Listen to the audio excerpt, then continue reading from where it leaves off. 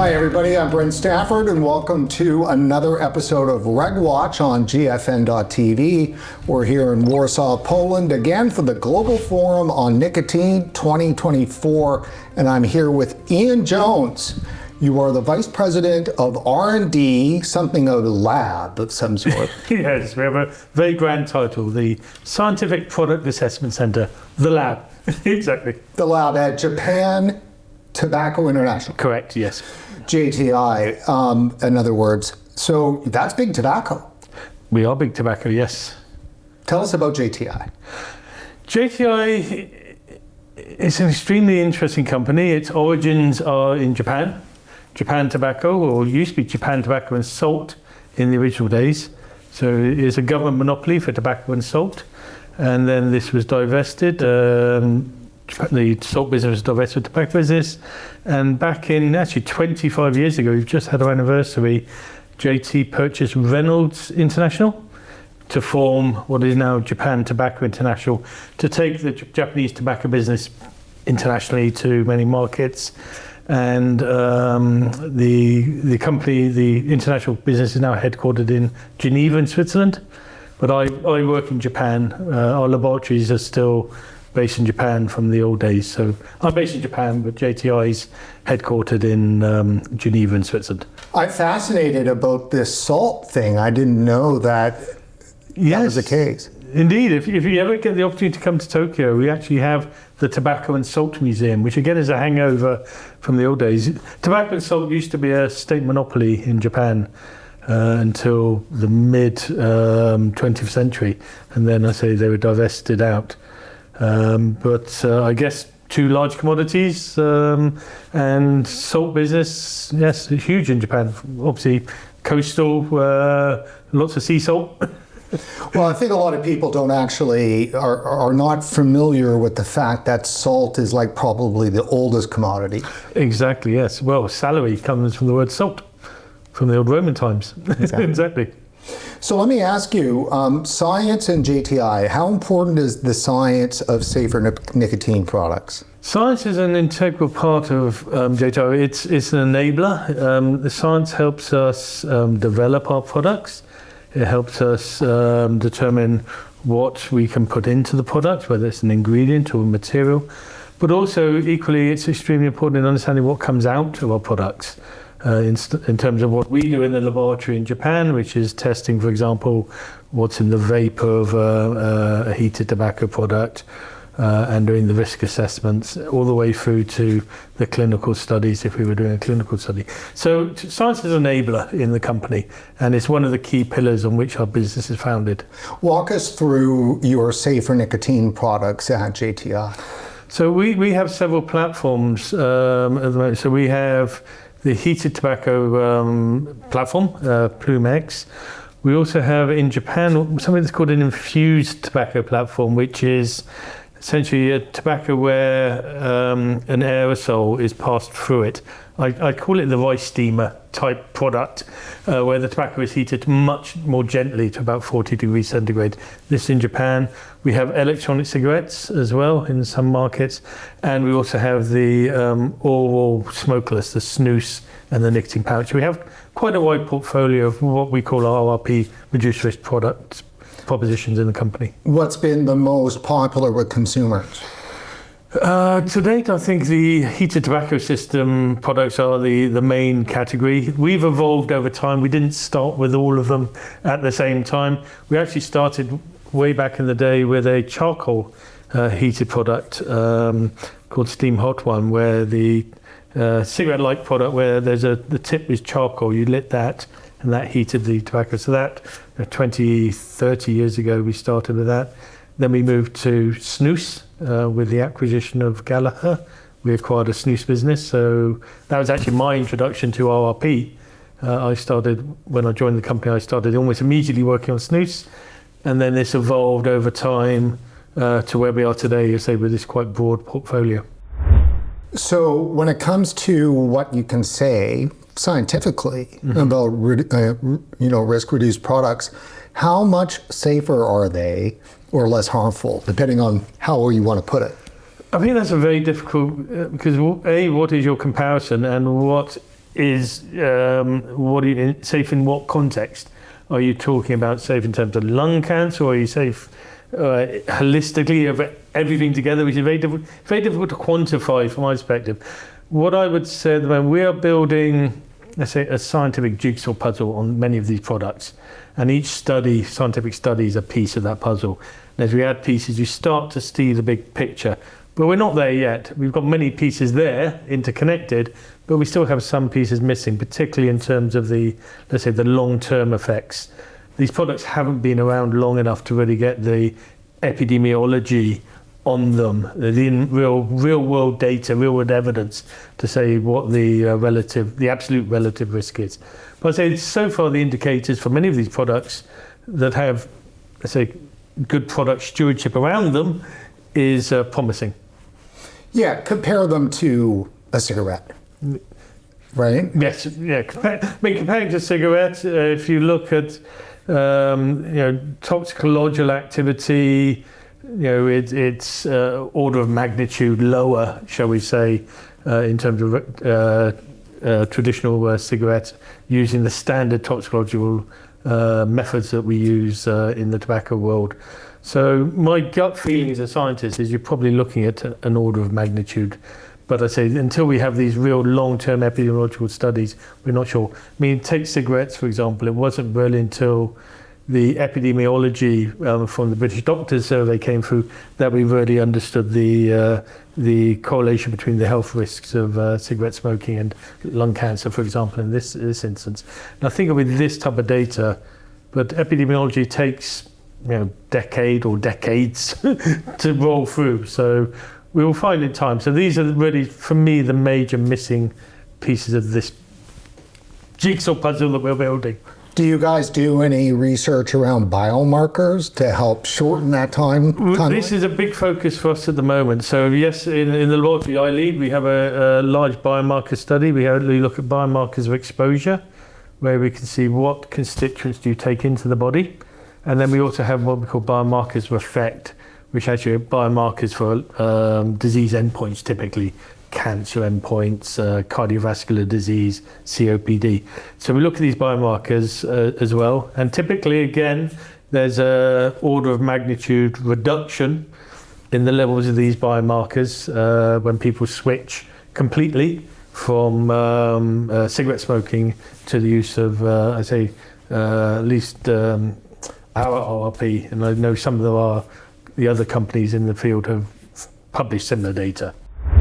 So what are the statements then JTI makes in public, marketing materials, that kind of thing, around the less harmful?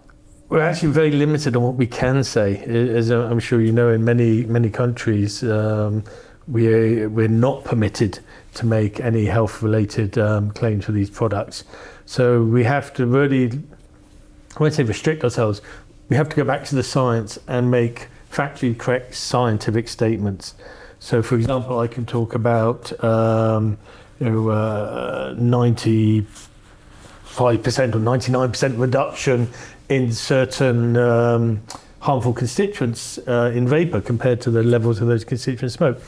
But that's an indication. It's a piece of the jigsaw puzzle. It doesn't mean that there's a 95%, 99% reduction risk. You need additional pieces of the jigsaw puzzle to build that.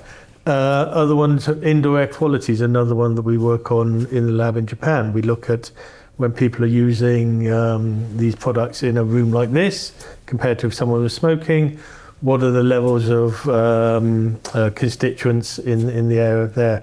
And again, we see a very sharp reduction in the level of constituents of concern in the air when people are using ORP compared to when people are smoking. So again, for us, our communication is science-based. It has to be science-based because otherwise we're not permitted to make general ones. As a scientist, and especially someone who has passion in scientific communication, the challenge is to explain that in a way that the audience understands. And who are our target audience? Well, it can vary. Obviously, the main one is consumers.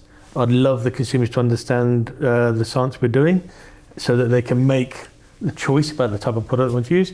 But it can also be regulators. When in the very early days of RRP, just after I started, a lot of my work was explaining to regulators how these products work. And I really rolled it back to the most basic. So as I mentioned earlier, an infused product is a rice steamer because it is basically a vapor or an aerosol that is passing through a solid substrate, which is tobacco in our case, and then you breathe that. An electronic cigarette is a kettle.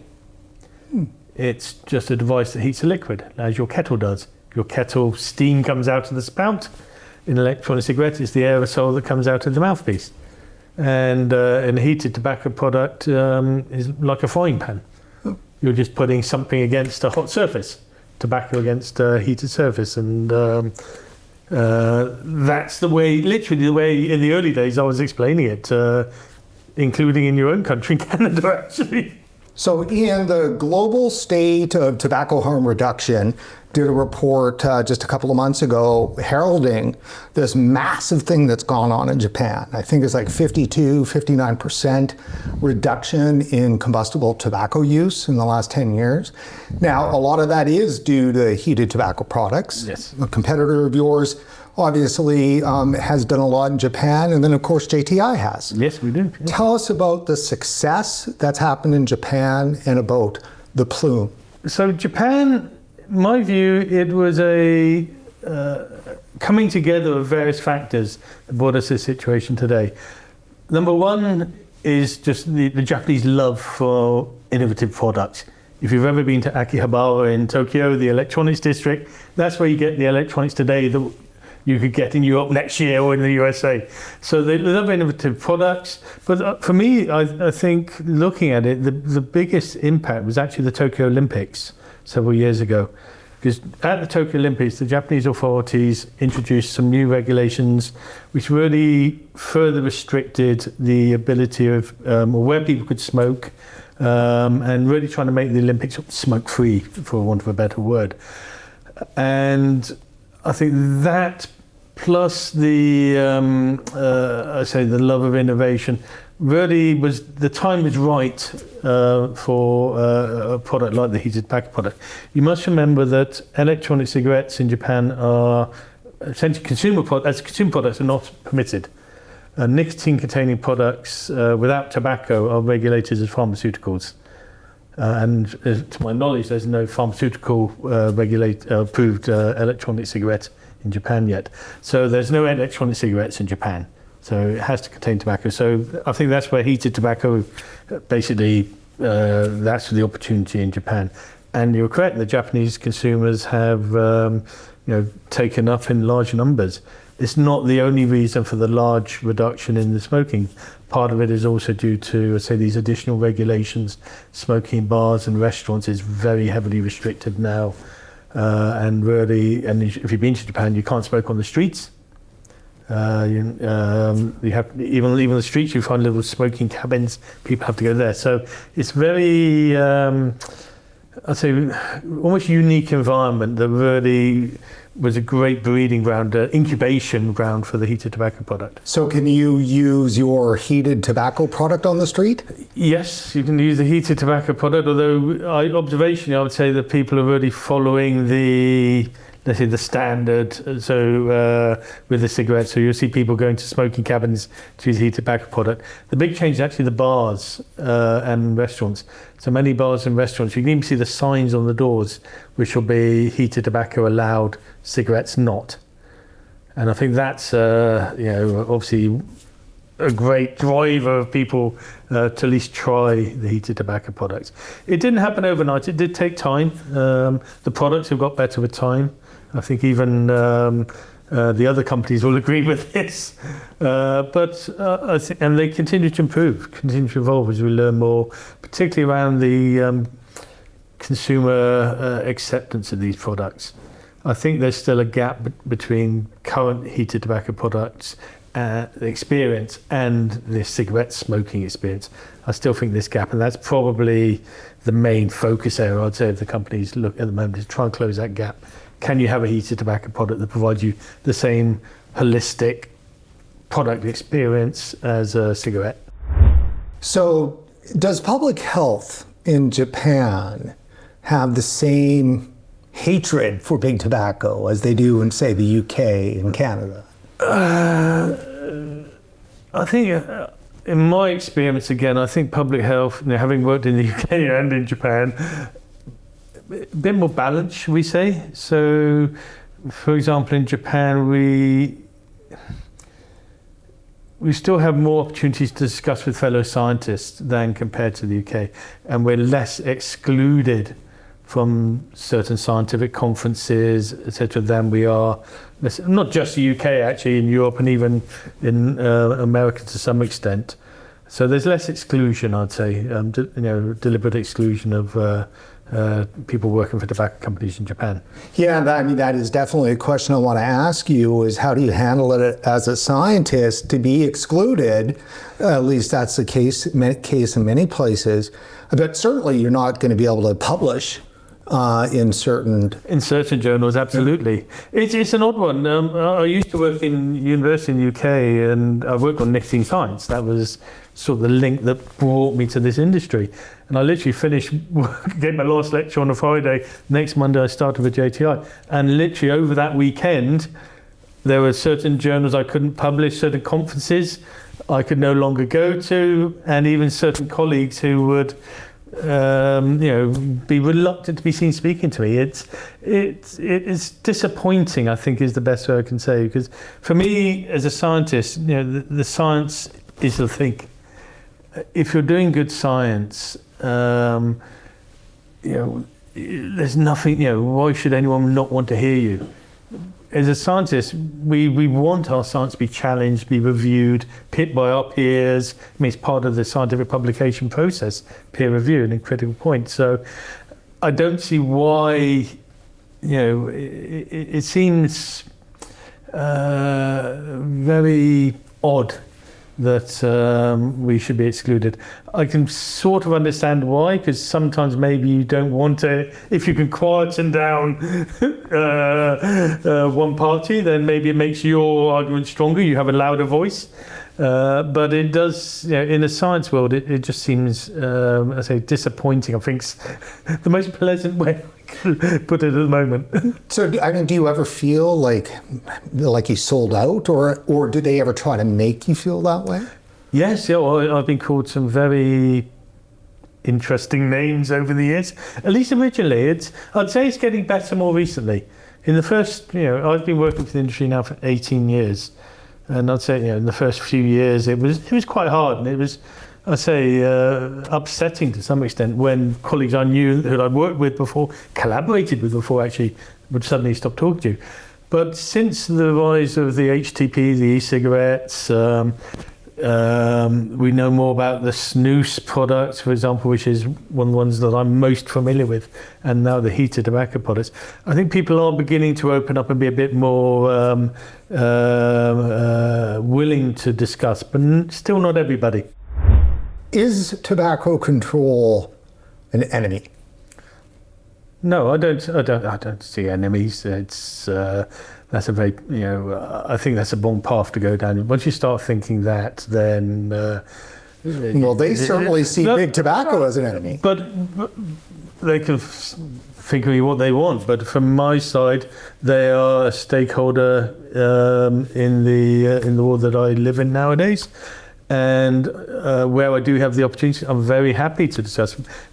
Places like the Global Forum on Nicotine here, we do have some public health, tobacco control here. But I love that debate, and I've been to, let's say, very challenging conferences before. I just stick to my guns. I stick to what I know. I put the science out there, put my views on the science out there, and have it to be challenged. I think you've got to, the science, we don't have the Hippocratic Oath, that's a medical thing. But for me, I've got a very strong sort of scientific equivalent. I'm not sure what the word for it would be, but judge me on the science, judge me on what I say. If you disagree, great, because it's a very boring world if we all agree. So why is an event like the Global Forum on Nicotine an important event to be at? Because you need to have that stakeholder, the various points of view. I think that's the point. Quite often, when I used to teach university, and when I'm now coaching or mentoring junior scientists, I quite often talk about putting yourself in someone else's shoes. Think from their perspective. And really, to be able to do that, you've got to have some knowledge and have spoken to them. So what is tobacco control concerned? What are the key things from public health? What are the regulators? The lovely thing I like about GFN is that we have the consumer advocates here. There are very, very few conferences that I attend where we get hear the consumer voice. And at the end of the day, they're at the centre of all of this. There's a maelstrom of debate and, let's say, words be flying around them, but they're still at the centre. And so that's why I like these events, because you get the consumer voice as well and put yourself in their mind. What are they? Do they care if it's a 95, 96, 97% reduction in something they've never heard about? Or what is their concern? And the big one at the moment is nicotine science. The big question is, how dangerous is nicotine? How dangerous is it? Well, nicotine, like many things, to use the old phrase, the dose makes the poison. Nicotine is a chemical that has an effect on your body, in your brain, and that there's a dose response. The more you have, the stronger the effect. Nicotine really, I'd say the levels typically found in tobacco product is not a cause of disease. Nicotine does not cause cancer, at least the evidence we have to date shows that nicotine doesn't cause cancer. Not everyone agrees, and some will say nicotine is the most dangerous thing in the world out there. Anything in excess. But how serious should people take that concern? Because we do hear that. They think it's the most dangerous thing out there. I think people should, what we need to do is actually put forward the facts. Nicotine is not safe. Nothing in this world is safe. If you drink excess of water, that will do some serious harm. But I think the levels you typically find in the tobacco and today's nicotine-containing products, it's not going to be causing a major disease, tobacco-related disease. I think we need to counter it, but where do they find that information source? Because at the moment, the volume is turned quite high on the people who want to say or get the message across that nicotine is harmful. And as the industry, we can do our best, but as you mentioned earlier, we're limited in opportunities where we can get this message across. But I think that it is going to take an effort of public health officials and others, and it's happening, to really balance the debate, and bring what does the science tell us. Boy, I'd sure like the science to be able to set WHO, FDA, a bunch of the other public health agencies who keep saying that if you're a 15-year-old and you use an e-cigarette, it could give you brain damage. Yes. Based on, as a scientist, I'd say, where's your evidence? I think there's a lot of assumptions. There's a lot of people putting forward unsubstantiated claims because they sound scary and driving off. When I was very young in the UK, there was a public health campaign where you had it's actually a cartoon character, I don't know why they use cartoons, called Nicotine. And basically the cartoon was Superman beating up nicotine. And I remember this from when I was, that high probably. So it was drilled into my head at the time that nicotine is the bad thing. Because Superman wasn't beating up a cigarette, he was beating up nicotine.